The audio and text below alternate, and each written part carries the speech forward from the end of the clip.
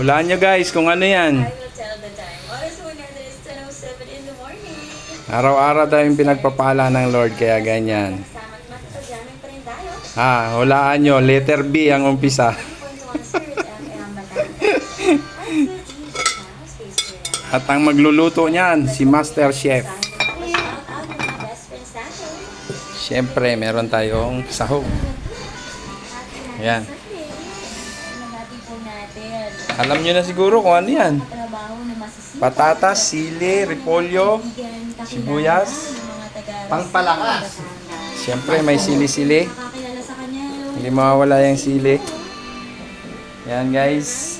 Salamat po sa pakikidagan. Sibuyas, luya yan, ilalim, bawang. Good morning po.